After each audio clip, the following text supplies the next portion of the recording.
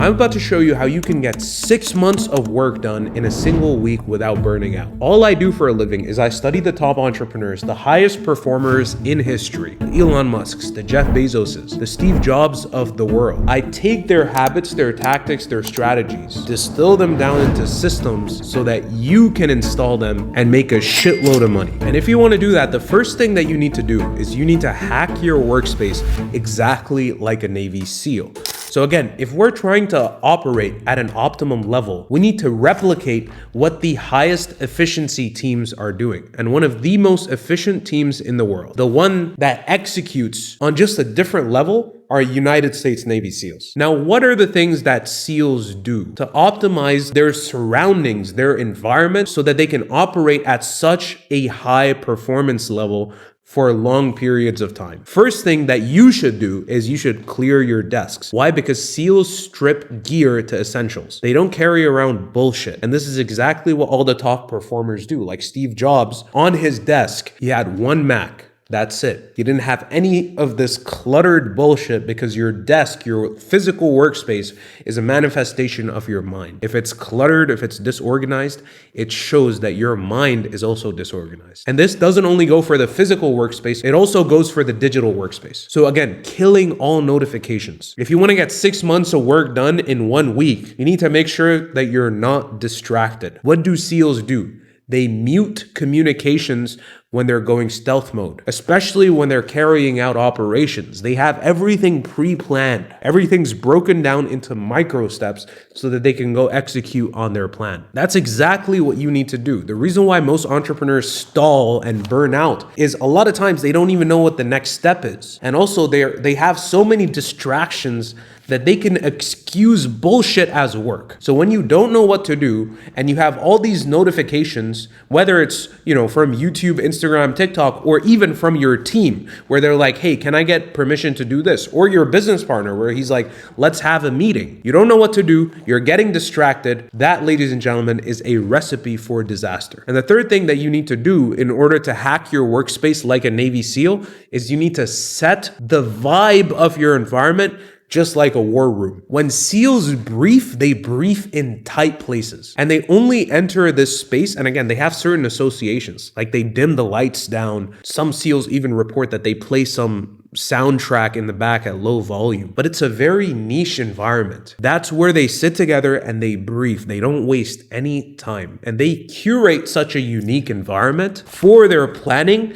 because they don't do it a lot. If you keep planning again and again, if you're switching your priorities, like, oh, I'm going to attack this idea, I'm going to go into this business, or I'm going to, pursue this avatar or this market, and then you plan the next week and you're focused on a completely different part of your business or a completely different market or a completely different avatar, maybe even a completely different business. That is the problem. You're over planning and under executing. You're mentally masturbating, creating this huge vision of what you want to be, of where you want your business to go, instead of actually getting it there. And that's what a war room prevents. It's a high performance environment where you're sitting there with a bunch of other people that have one plan in mind: execution. Yeah, it might be a little cringy. Yeah, there's music playing in the back and the lights are dim, but that environment is curated specifically and uniquely so that that right now is execution time. We are going to make sure every little step is planned out. Everybody's briefed on what we're going to do, and we're not going to do this for a long time. And if you are an entrepreneur that wants to focus on both the micro and the macro, my company is actually hosting the free 6-week focus challenge. There is no cost to entrepreneurs that qualify.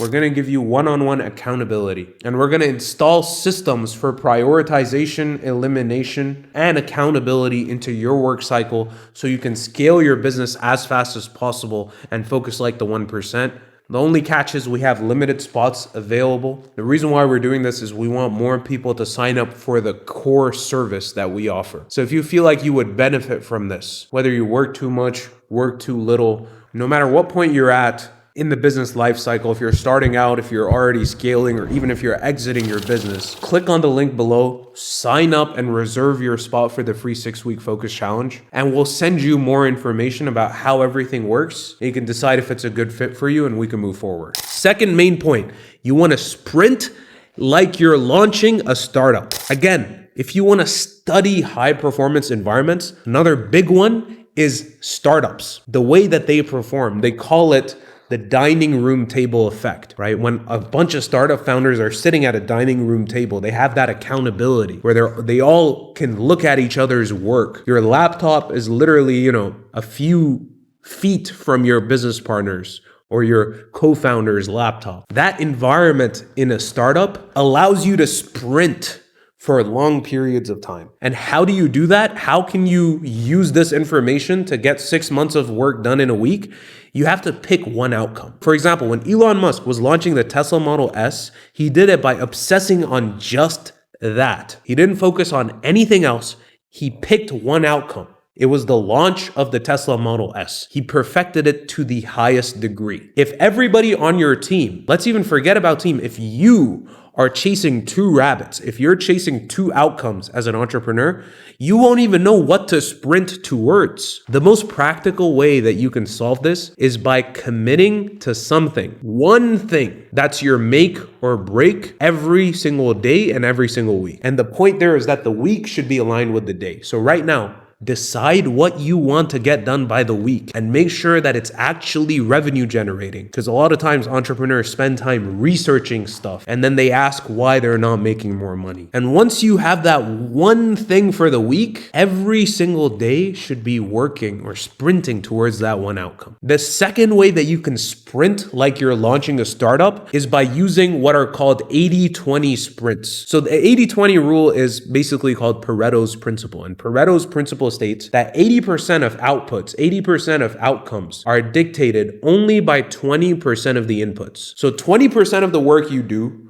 results in 80% of the money you make. 20% of people in the world own 80% of wealth. This 80-20 rule exists everywhere throughout capitalism, throughout nature, and you want to leverage this to your advantage so you can work more. Because again, work isn't necessarily even about how much you're putting in. You can be working 16-hour days. But if you're not getting anything out of your time, then are you even working? Slaves used to work a lot of time. Is that your ideal? Are you a VA? Are you trying to flex how many hours you work? Or are you actually trying to make the money so you can get the time freedom, the movement freedom, the financial freedom, the security that comes with the outcome of your work? One person that used Pareto's sprint, which is what we like to call it, is Jeff Bezos. So again, list out 10 tasks. This helps with the one outcome thing as well. 10 tasks that you're doing in your business at the moment, and then anticipate. This is what Jeff Bezos used to do. He used to take a bet based on his intuition on the two highest leverage tasks. Remove all of the other ones. Doesn't matter. You might be able to think, oh, I'm a high performer, I can do the other 8. But if you want to do 10 things, you're going to half-ass them. It's better to do a few things well than to do many things in a shitty way. And if you want to leverage the 80-20 principle to sprint like a startup, then you need to get rid of the bullshit. And this is something that Zuckerberg did specifically with Facebook. When he was starting off, in order to focus on the highest leverage things, he used to automate small decisions. This is the principle of decision fatigue. As an entrepreneur, if you are making all the small little decisions, oh, let's use this creative instead of that one for the ads. Let's use this sales script. Let's use, this SOP for this. If you're managing all these things, then you are principally focusing on too many things at the same time. And just empirically, scientifically, logically, you are going to half-ass at least some of them. And even if you don't half-ass them, you only have so much effort that you can put into these things because there's so many of them. You won't be able to 80-20 if you're focusing on everything at the same time. Bezos talks about this as well. He says, I'm happy with my day if I make 3 good decisions. If you can make 3 good revenue-generating decisions for your business every single day, then your job is finished. If you're starting out, if you don't have an EA, an executive assistant, a personal assistant, or whatever it is, schedule out a time, a 30-minute time where you put out all the fires.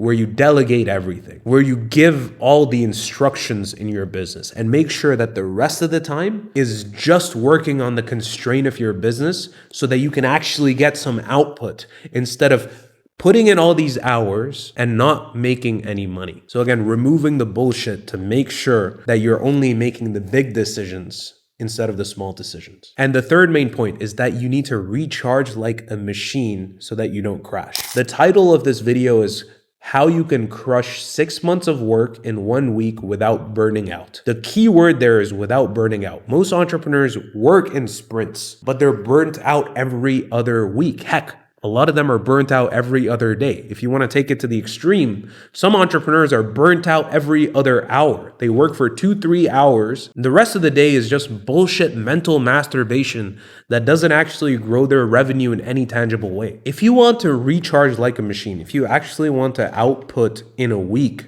what most people output in half a year, you need to make sure that you are not at contrast. You are not at war with your biology. So that means getting adequate sleep. So Thomas Edison, again, another high performer, used to nap all the time to reset, just to make sure that his mind was functioning optimally and so that he could make the highest leverage decisions. In his case, he could make the most world-changing inventions. And let me tell you something, biologically, there are very few people that can function optimally on 5 hours of sleep, which is what a lot of entrepreneurs are getting. Trust me, I've spoken to a lot of them. This is the issue. You are going to war against your biology and then you are expecting not to get burnt out. Second thing to recharge like a machine is making sure that you're hydrated properly. Make sure you get your water in. Make sure you're not dehydrated all the time. Make sure you're actually working out so your dopamine levels are regulated, etc., etc. And one big thing that I've personally found is not eating for the first 6 hours of the day. That has personally helped me a lot because when I have like especially a carb heavy meal, it restricts the amount of work that I can do. I feel as though when you have an empty stomach, you have an open mind. And so you can actually attack the decisions for your business with hunger. And by far, the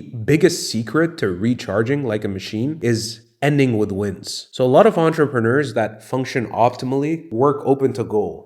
This is actually something that I heard a story from another entrepreneur about a sales team. And the sales coach said that his salespeople didn't really work based on inputs. Principally, we should obviously define inputs. So for example, 100 cold calls, 100 messages, 100 DMs. But this sales coach, this sales manager had a very contrarian, contradictory approach. He had his team work open to goal. They would not stop until they got outcomes. So they were knocking on doors. I think it was solar sales. They would not stop until they got a certain amount of yeses. And when you work like that as an entrepreneur, when you are outcome based, even though principally you can't really define outcomes, when you just work until the job is done, when you do what is required instead of what you think you can do, then I'm telling you, the fulfillment at the end of your accomplishment is sufficient for you to not get burnt out. You got to understand, right? So there's punishment-based systems and there's reward-based systems. Punishment-based systems are like McKinsey, all these consulting firms that just scrutinize their employees. You miss a little period on your report. They were like, oh, you stupid mother. They start yelling at you. And so when you're in a punishment-based system, the way that you actually increase output is by raising the bar. You keep raising the bar more and more and more and more and more, and people just hate their lives. That's how a lot of high performers work. That's between the carrot and the stick. That's the stick, right? When we're talking about how a donkey moves, you can either hit it with a stick or lure it with a carrot by hanging it in front of him. So he's either going towards something or running away from something. That's the stick. You have to keep raising the bar. But with the carrot, with the reward-based systems don't require any heightening of the bar. If the reward is big enough, reward is sufficient enough for an entrepreneur, the best, most competent people, the actual 1%ers, do it just because of who they are. Even if it's a small win, their fulfillment isn't attached to the outcome.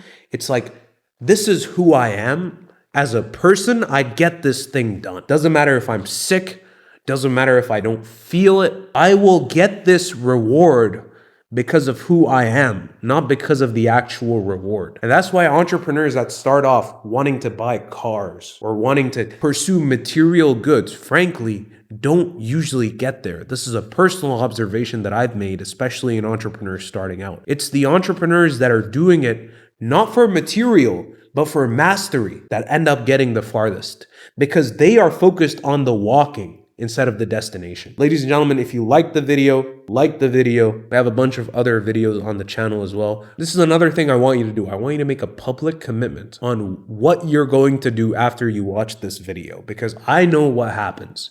Most people in general watch a lot of information, consume a lot of information, but they don't actually execute. When you make a public commitment to yourself and to other people, although these people don't know you, there is at least some sort of clarity on what you should be doing. How are you going to hack your workspace? How are you going to sprint? And how are you going to recharge so that you can maintain this level of output for a long period of time? With that being said, I'll see you guys in the next one.